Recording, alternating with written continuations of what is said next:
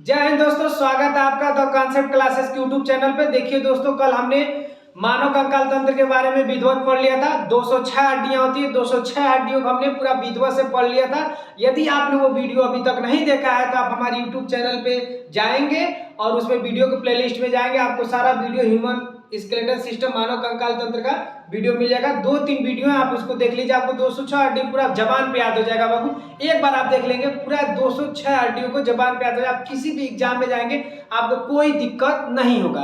अब उस सीरीज को आगे बढ़ाते हम लोग चलते हैं। अब जानते हैं, जैसा कि हमने पिछले वीडियो में बताया था कि हम लोग नेक्स्ट वीडियो में जानेंगे कि सबसे बड़ी हड्डी क्या होती है, सबसे छोटी हड्डी क्या होती है, सबसे कमजोर हड्डी कहाँ होती है, ये कहाँ पाई जाती है और ये इसका यूज क्या होता है, इन सब के बारे में आज हम जानेंगे। तो आइए शुरुआत करते हैं। देखिए, मानव शरीर की जो सबसे बड़ी हड्डी होती है, यानी जो लंबी हड्डी होती है, वो होती है फीमर। फीमर यानी जांघ की हड्डी। कहाँ पाई जाती है? फीमर। उसको क्या बोलते हैं? फीमर। यहां से समझिएगा, फीमर यानी जांघ की हड्डी को हम लोग क्या बोलते हैं? शरीर की सबसे लंबी हड्डी होती है। ये हमारे पूरे शरीर की सबसे लंबी हड्डी। और एक बात सबसे जरूरी नोटिस है, जो इसको आप लोग नोट कर लीजिएगा, जो ये बड़ी हड्डियां होती है ना, वो खोखली होती हैं। अंदर से क्या होती है? खोखली होती है। क्यों? क्योंकि अगर ये ज्यादा भारी होगा तो ये शरीर को बैलेंस नहीं कर पाएगा, यानी वो मतलब उसको बैलेंस यानी रोक नहीं पाएगा, क्योंकि इस पे क्या है? इस पे दबाव है। किसके? पूरे शरीर का। तो इसलिए जांघ की हड्डी जो होती है वो खोखली होती है अंदर से, और इसमें भरा होता है बोन मैरो। क्या बना भरा होता है? Bone marrow. तो जितनी बड़ी हड्डियां होती हैं उसमें क्या बना होता है? Bone marrow. क्या भरा होता है बाबू? Bone marrow. ध्यान समझिएगा, बोन मैरो। बोन मैरो, जिसको हम लोग हिंदी में बोलते हैं अस्थि मज्जा। क्या बोलते हैं बाबू? अस्थि मज्जा।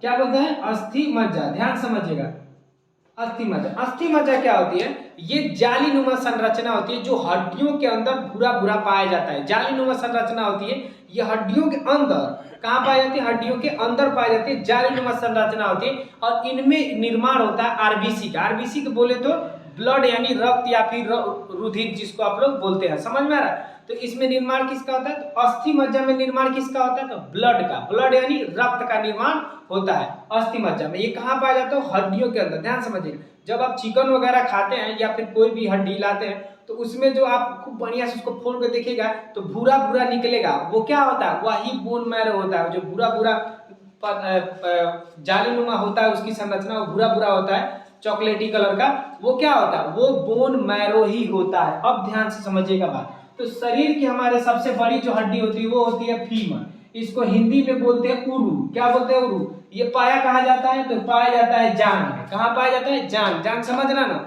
ये पैर, लेग जिसको बोलते हैं, पैर। ये सबसे पैर जहाँ शुरू होता है कमर के बाद से, वहां पाया जाता है ये फीमर। अब ध्यान समझिए, शरीर की सबसे छोटी हड्डी, इसको हमने ऐसे कर दिया है सेम टू यू, इसको सेम टू यू हम लोग मान लेते हैं। तो शरीर की सबसे छोटी हड्डी होती है स्टेप। स्टेप के बारे में हमने कल बता दिया था आपको। कान की हड्डी होती है, कान में पाई जाती है, अंदर पाई जाती है, सबसे छोटी हड्डी होती है। समझ में आ रहा है? ये कान में 3 प्रकार की हड्डी होती है, जिसको हमने फ्री बताया था, मेलियस, इंकस, स्टेप, मिस, जिसको हम लोग बोलते थे। ये कल वाले वीडियो में आपको बता दिया गया था। इसका वीडियो आपको इसमें है, यूट्यूब के चैनल पे आप देख सकते हैं। मेलियस, इंकस और स्टेप। समझ में आ रहा है? तो स्टेप्स हमारे कान की सबसे छोटी हड्डी होती है। अब ध्यान समझिएगा, शरीर की सबसे कमजोर हड्डी, क्या सबसे कमजोर, क्या हम कल ही बताए थे आपको कि सबसे कमजोर हड्डी क्या होती है?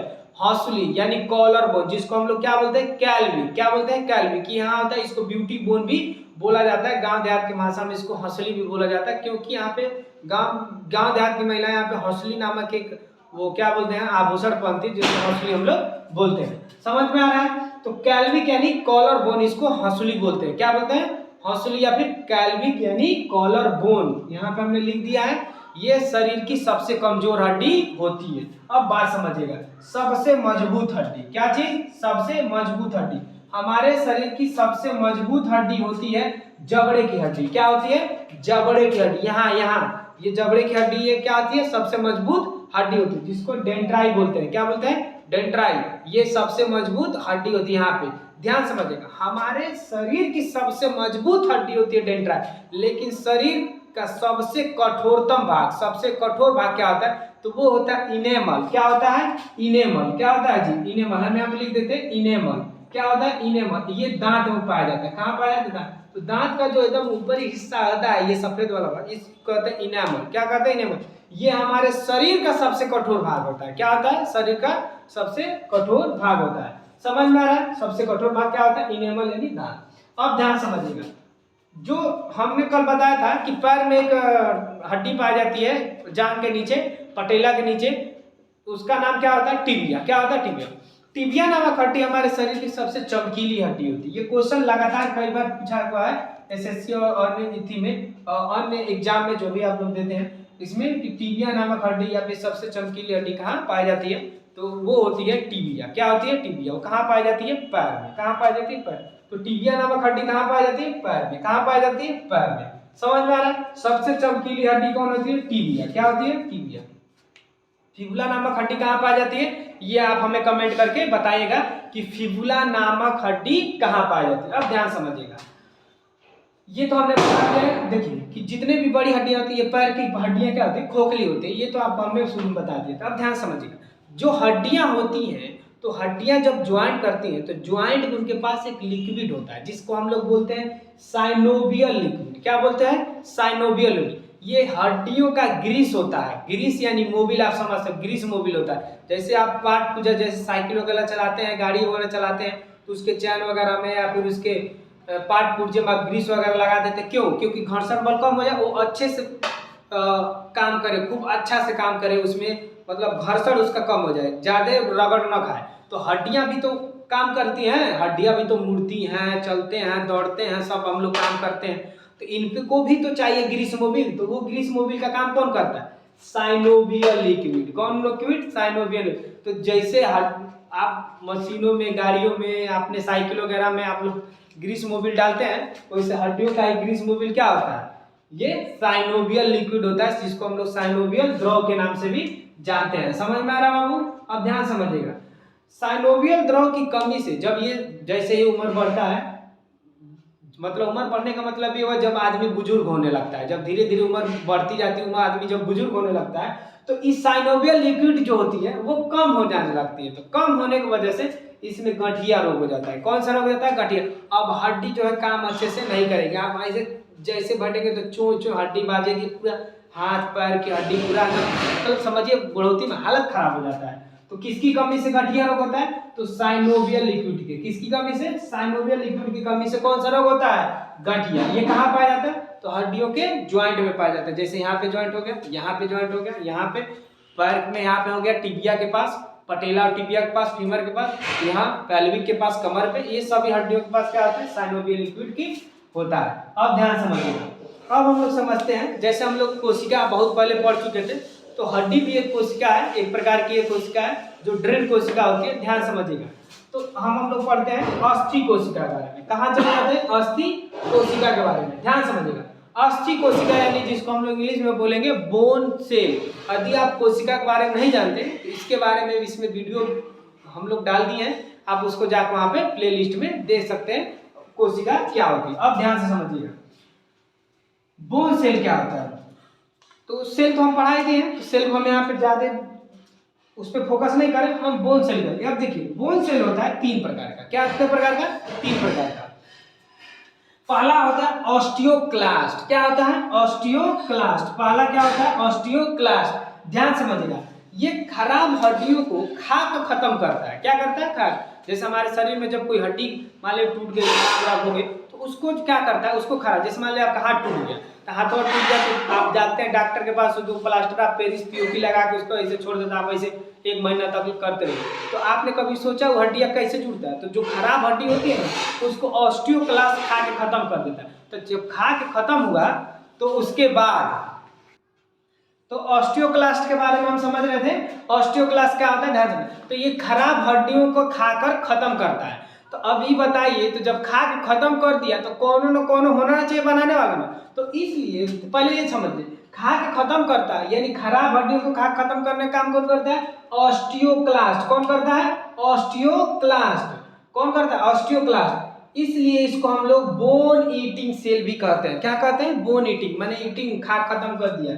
अब यार ध्यान समझिएगा, जब खा के खत्म कर दिया तो कोनो न होना चाहिए ना नया बनाने वाला। जैसे सेल हम लोग पढ़े हैं, तो सेल में आप लोग जानते ही हैं कि लाइसोसाइम होता है वो कोशिका को मार के खत्म कर देता है, इसलिए उसको आत्महत्या की थैली कहते हैं। तो एगो था ना कोशिका नया बनाने वाला, जिसको हम लोग सेंट्रोसोम कहते हैं। क्या कहते हैं? सेंट्रोसोम। वो नया कोशिका को बनाएगा। उसी तरह हड्डियां में भी ऑस्टियोब्लास्ट नामक एक कोशिका होती है जो क्या करती है, ये अस्थि का निर्माण यानी नई बोन का निर्माण करती है, यानी नए बोन को निर्माण यानी फार्मेशन करती है। तो इसलिए हम इसको बोन फार्मिंग सेल भी कहते हैं। क्या कहते हैं? बोन फार्मिंग सेल भी कहते हैं। किसको?